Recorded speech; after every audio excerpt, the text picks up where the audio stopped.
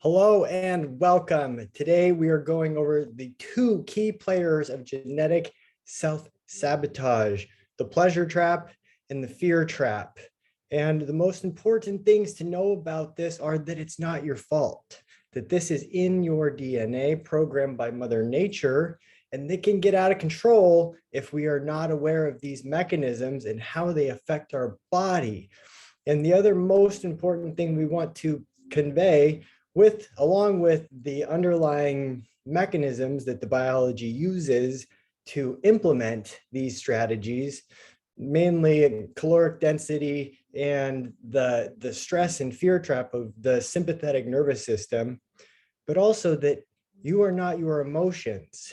You are the experiencer of biologic reactions. You are the observer of the state of being of your body, not identified with the chemicals that are circulating in your body. The thing about this is that these experiences are so intense, or they feel so real, that we become enraptured in them. And so again, when we haven't cultivated the art of awareness, or again, separating yourself from these biologic happenings, we become entrapped in these old patterns of thinking and acting and behaving. So we make choices from fear or from a system of pleasure loops. And so we never actually break out of it. And so really the objective is to become fully aware of where your choices are coming from and making those choices from functional states of being. Absolutely. And so we've been going over this diagram of how you create your reality. The information in and the information out determines your life experience in any given moment. And it's the culmination of all the past information, but that information can change, you can change, and you can have a new reality now. And in the future, you can have that. And today we're going to start with the pleasure trap. So these are the biologic mechanisms of self-sabotage, right? The pleasure trap is one of the main ones that drives these behaviors that create our suffering. This is all an illusion of our biology. This is all primarily biologic narratives. That's what it is. It's the biology in your DNA is driving you through chemicals to create a story to get you to behave in a way that will create a new chemical sensation and flood in the body that is related towards surviving long enough to see your kids have kids. This is an illusion, okay? So the pleasure trap. The pleasure trap we've gone over, this is it. This is the motivational triad of life. All living things, every cell of life on earth seeks pleasure, avoids pain, conserves energy. Now, at the center of this, in the center of this is the dopamine monster. And it's a dopamine monster because it can get out of control. And this chemical is sinister. It is the molecule of pleasure and pain, flipped, right? If you flip the dopamine molecule, it turns into pain. So it's taking control of us. So we actually have pain when we're not experiencing what we want. And then we have pain of wanting more when we do have it. So it's a really, really sneaky thing. So this is an evolutionary system. Again, it's really, really important to understand the component of why we have the motivational triad or the pleasure trap in our bodies, because over centuries, we've survived because of our need to pursue food, calorie-rich food, to avoid pain, threat, being attacked by animals, and to not use up all our energy reserves due to because of our need to survive and to hunt and gather. And so really what you're talking about is this is a mechanism that has allowed us to come through the centuries and survive. And yet somewhere along the 1960s, when we had the Industrial Revolution, food became so abundant, and then we weren't in the same situations. And so these systems started to hijack our brain. And so it was no longer being used as survival. We're now living in systems that are built off of the pleasure trap, that means you have a fast food restaurant on every corner, you have liquor stores on every corner to avoid pain, to look at your emotional pain, to avoid reality. And then you have conservation of energy, drive through, sitting on your couch, you don't even have to move. And so this is like the perfect conundrum for creating a biological state, which is now no longer us in charge or the awareness in charge. The system of eating more food, not working out because it's too painful, and sitting on our couch is causing us disease and anxiety and depression. So this is what the brain thinks dopamine means. This is the biology. The brain says that dopamine means I am doing good for survival. However, that is no longer the case. We have evolved out of that with society. That is not the case. We no longer want to associate that dopamine response with the pleasure, and that's overcoming your biology and mastering your biology 100%. So when that dopamine monster over here on Joe's shoulder is in charge, it's driving these dysfunctional behavioral routines that then create more dysfunction, which leads to an increase in stress. This is the problem. This is the trap we must overcome. So when we talk about overcoming our biology, we have to overcome our biology so that we don't end up in dopamine monster prison. You don't want to end up with these chemicals running your life. They will take over. The tongue. This is the mechanism that drives so many people into the dopamine monster prison, is that you have a caloric density sensing device in your mouth called your tongue, okay? The tongue is a specially designed piece of equipment that's sole purpose is to let you know whether something is more calorically dense or less calorically dense. And we evolved this over time, connected the brain to the tongue, and the tongue acts as like a scale or a lever of exactly what the food is consisting of. And high energy dense food, the brain thinks is more likely to keep me alive. And low energy density food is less likely to keep me alive. So we end up with this in our brain. High energy density is good and low energy density is not as good, it's bad. Lettuce here is, less than 100 calories a pound. Over here you have pizza, which is up over like 3,000 calories a pound.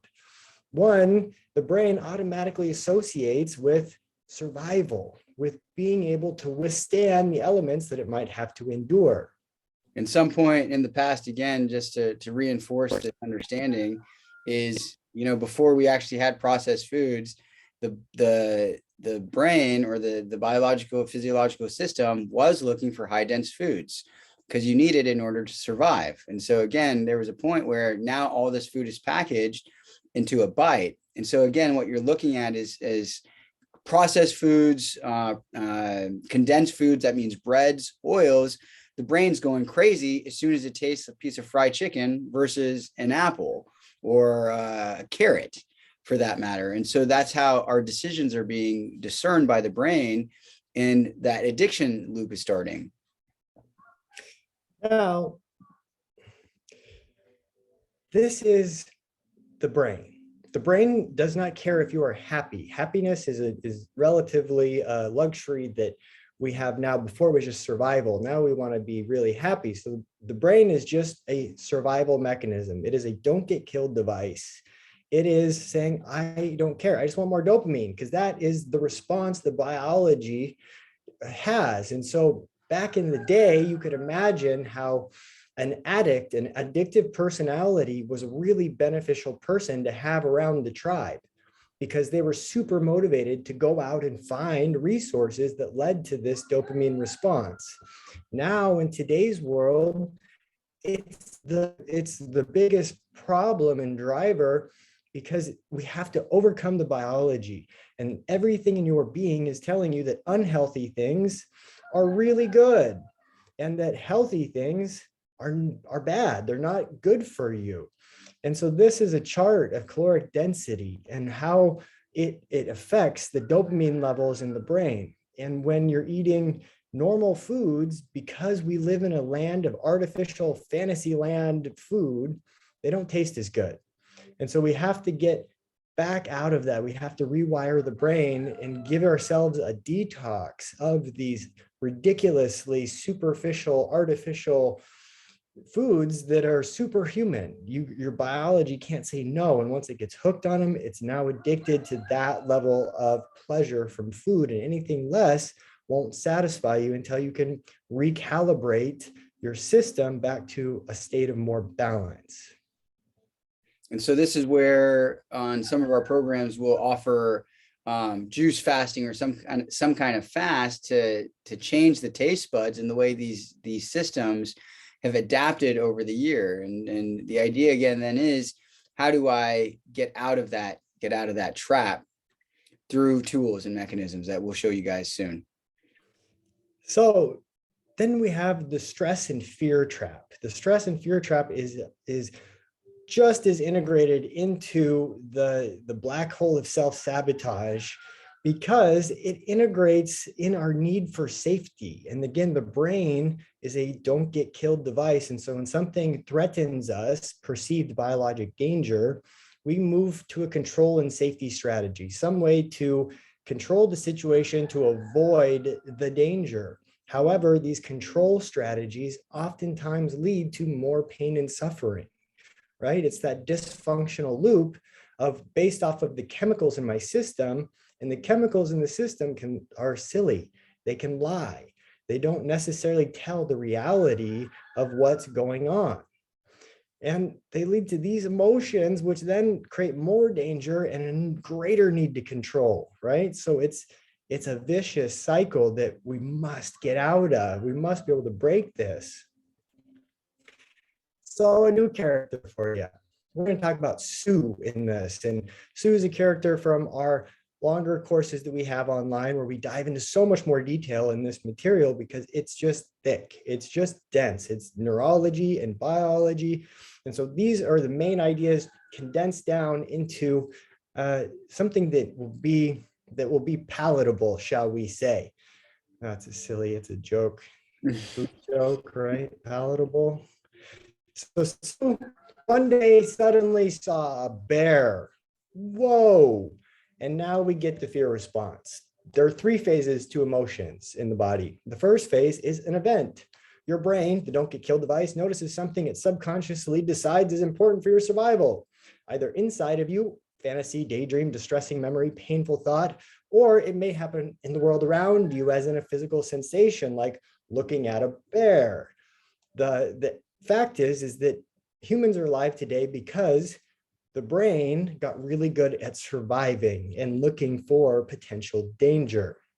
That is so important to know. But fear in the brain, when she sees a bear, comes back into the brain, into the processing centers, gets kicked back up to an area called the amygdala.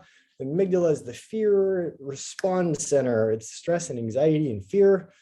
That goes down the spinal cord to the rest of the body, where it creates sensations and physiologic reactions occur in the body. And this is phase 2. Once that signal from the brain goes down into the body, those chemicals are circulating. And when they're circulating through the body, they're in direct response to the thoughts that went through the brain. So if you're thinking that there's potential danger, this is going to trigger a sympathetic response. The pupils are going to dilate, the heart's going to start beating faster, airways constrict, you start sweating, your liver, it goes, the digestive system shuts down, adrenal glands are pumping out the production of adrenaline, okay? If something has potential benefit, then different reactions happen. Your pupils are constricting, your heart slows down, your blood vessels relax, you're digesting, you're in a state of relaxation, right? You're ready to move towards something as opposed to ready to take action to move away from something in sympathetic. The sympathetic nervous system, when she sees it from the bear, right? This is the don't get killed device. So her sympathetic nervous system is activated. Bam, she is stressed. Her heart rate is starting to flutter, going crazy, pounding out of her chest, right? Everything in her being says to run. That's the fight or flight chemical in real time. So a couple other things that you want to know when you're in a sympathetic response is, again, your body's preparing to run, fight or flight. And so blood is rushing to your extremities, the digestive organs or the vital organs are shutting down. The prefrontal cortex. So this is another tricky one. This is why we always fall into other patterns, is when we are in fight or flight, the blood rushes away from the prefrontal cortex, the part of the brain that is designed for decision making. When that part of your brain is not able to make logical thought, its fight or flight response is going back to what was the last thing that I remember keeping me safe or making me feel good or getting me out of this state of being. And so if we have paired the sympathetic system with the pleasure trap, meaning dopamine rich foods, now every time you are having a sympathetic response and the prefrontal cortex, your decision maker, to know like, okay, this is actually not a real threat, what ends up happening, we're going back to that dopamine response. The brain is not able to discern that that I can make a choice in this situation. It's looking for that dopamine. So this all ties back together. Absolutely. And it's important. This is chemical information that is programmed by Mother Nature to get us to behave in certain ways, like fight or flight. Very extremely crucial and valuable thing. But now stage 3 of the emotion takes over. And this is where the mind will now create a story to explain the sensation. Okay, so this is a narrative creation. And if we are not careful, then the mind can create all kinds of stories, imaginary stories that aren't necessarily 100% true, which then can further this response in the body. And it can make us go crazy, make us make really poor decisions because it's programmed information. And so we have to be aware of this chemical information, be able to observe it, step back, detach from it, and not become identified with the various states of the body, because the brain is not going anywhere. We're not going to get rid of our brain. We're not going to get rid of these responses. We can, however, develop the skills to deal with them.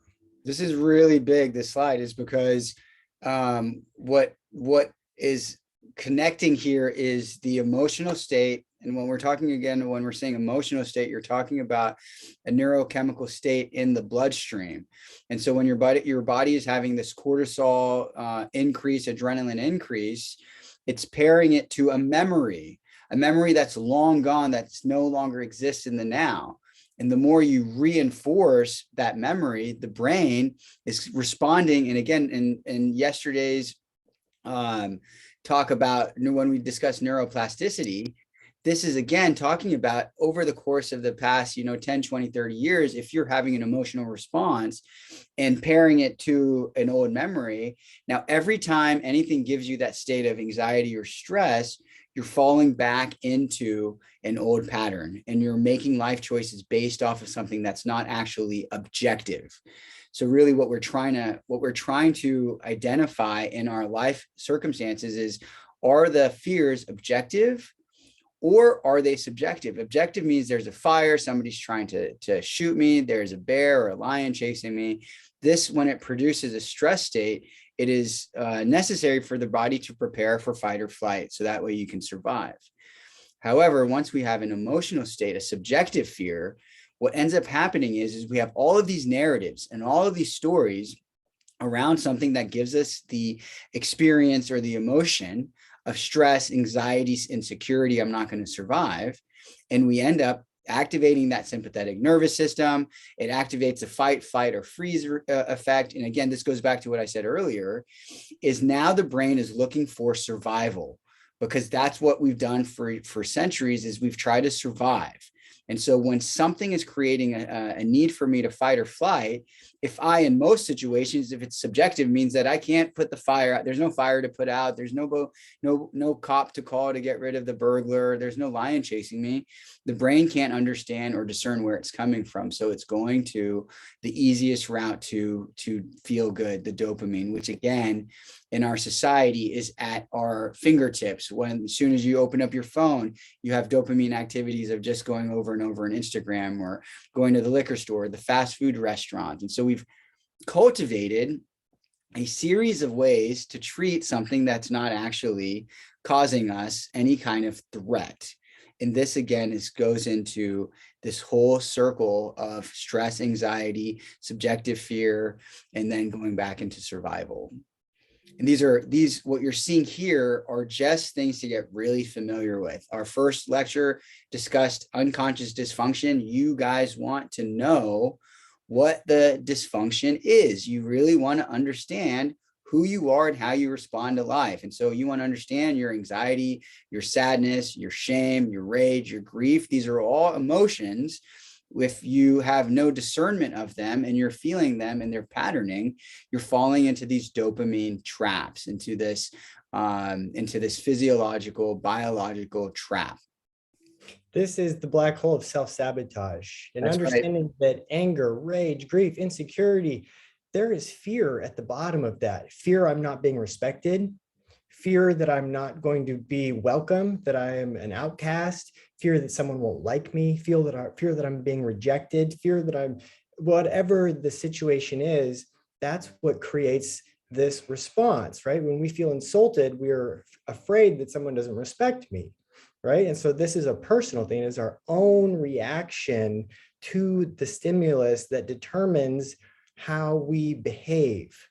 So emotions create the tendency, right? This is a huge, important word to understand, that this is chemical information programmed by Mother Nature, and it is designed to have a tendency for us to behave in certain ways. What we need to really understand here is that it's just a chemical sensation in the body. That is all.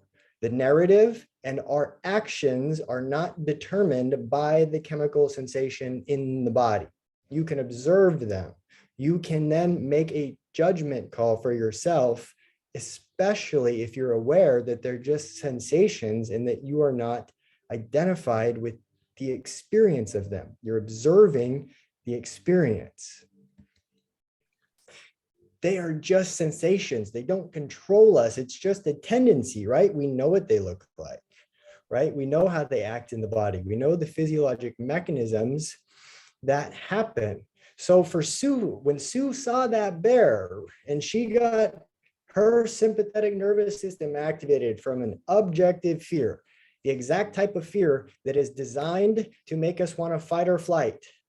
If she did this, if she turned around and ran, then what's going to happen? That bear is going to chase her. Sue would be dead. Sue would be dead because the bear would have eaten her alive, because bears are surprisingly fast for how big they are. Don't be fooled, they're fast. And so she would have been eaten alive because it would have triggered the bear's natural response to hunt, and Sue would be dead. However, what did Sue do? Despite the emotions running through her system of fear and wanting to run and fight for her life, she responded. She acted over her biology and made the decision to get big, right? She got big and scary and faced the bear and yelled at the bear. And look at the bear's response. The bear's like, maybe I don't want to mess with that thing over there, right? And so she backed away slowly. She fought against her reaction and responded. And that saved Sue's life. And your ability to fight your reactions, your ability to remain calm and respond in your life can be the difference between life or death as well. Sue knew what to do. She wasn't afraid. She stayed calm, don't run, get big, walk away slowly, don't turn your back on the bear. You didn't know you were going to get bear advice in this lecture, but there you go. It's same, but different, right? It is the same idea with our emotions. We don't have to respond and react and yell and scream at someone when we're having an experience that's triggered by a don't get killed device in our head that created a narrative that someone's not respecting me. Therefore, maybe I will be coming out. I'm afraid I'll be an outcast. And it's illusion. The reality is our power to respond. And so what you're wanting to be able to recognize is when that sympathetic state arises, to understand these mechanisms. We're going over these mechanisms because so many individuals haven't learned the chemistry behind it or the physiology behind it. But once you have it, now you're empowered to recognize, oh, I'm in a state of sympathetic. You know when you're in a state of sympathetic emotion or a sympathetic state. And the question is how do I move out of it? A sympathetic state, again, like Sue in that previous example, is gonna be, she was able to move out of it enough for her prefrontal cortex to get enough blood flow for her to discern judgment.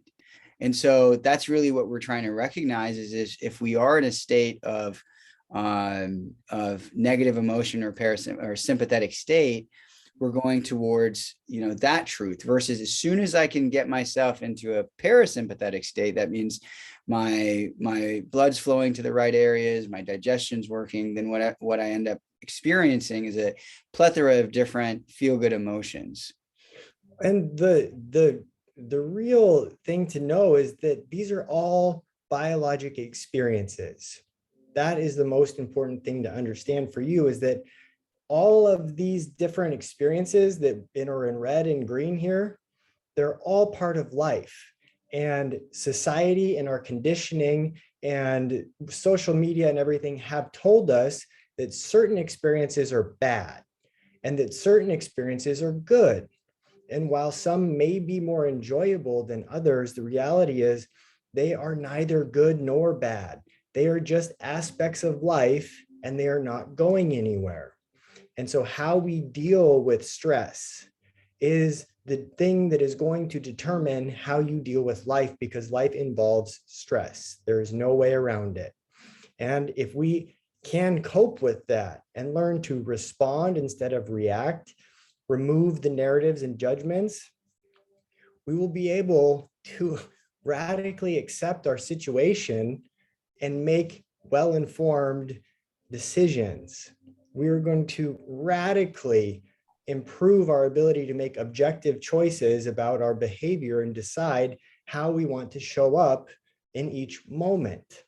And most of us are wanting to truly expand and grow. Like that's just a huge part of, what we want for our lives is to improve. And this is actually the opposite of the pleasure trap. That means you have to forego pleasure if you're wanting to increase your ability to go to the gym and become an athlete. You have to lean into a little bit of pain and discomfort, and you have to use energy. And so much of life is falling away from these systems that are trying to conserve energy and keep us in pleasure states, and to really recognize I have a strong intention to grow and improve. Therefore, I'm going to lean into postponing pleasure. I'm going to lean into pain, and I'm going to use energy in order to achieve this goal.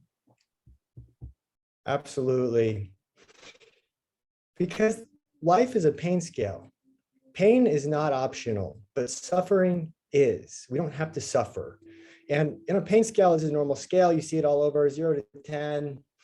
In chiropractic, people oftentimes will come in with 10 out of 10 pain, they say, and then they're walking and they're totally fine. An improved pain scale of reality would look more like this, where down here, a number 1 on pain would be maybe an itch.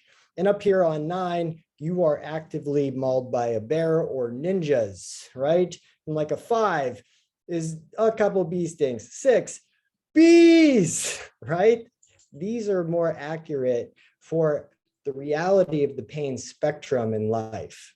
And the truth about what's really happening when we experience these emotions in our body is they're not that painful, right? We can deal with them. If we can detach from the narratives and the stories, that pain and that suffering that you can identify with will go away. It's the ruminating and continually living that story over and over and over and over again for how long?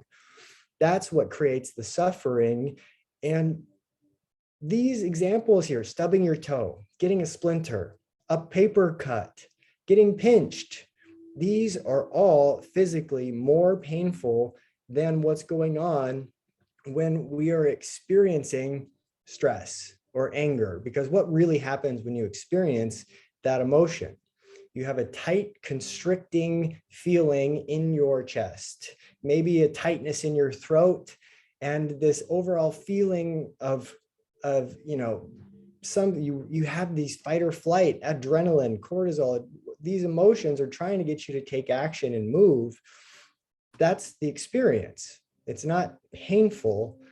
Like a paper cut is much more painful. However, when we get a paper cut, we don't ruminate on it all day and wallow in it. So we have to build tolerance. That's what we have to do to be able to deal with the stresses of life. We have to be able to build tolerance to those things. We have to be able to detach from the narratives. We have to know as soon as we're going into that state, how aware are we of our state of balance? And how much do we cherish that state of balance? Where do you prioritize balance in your life? Have you ever even had that thought about prioritizing your state of being and not tolerating that ongoing sympathetic state in the body?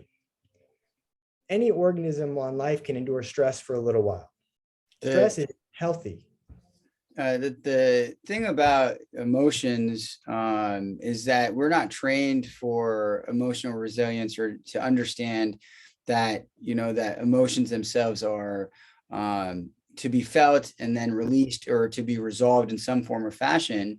And so we've decided that certain emotions are good and I want to feel these good emotions only. And I don't ever want to feel these bad emotions. And so when they show up, it creates this cascade of everything we just discussed.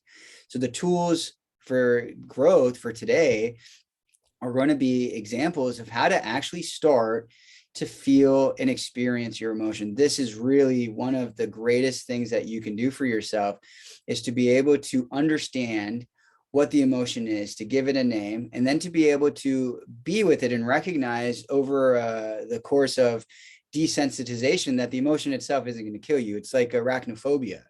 At first you just see a picture of a spider, or then you start to, see a spider on the other side of the room. And over time, that fear goes away.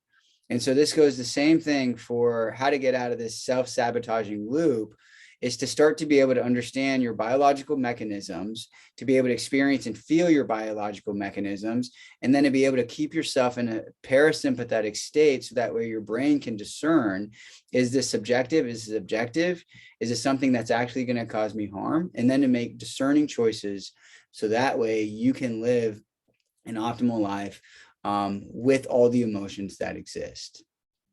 Absolutely. Short-term stress is okay. It's healthy. It's part of life. It makes you stronger.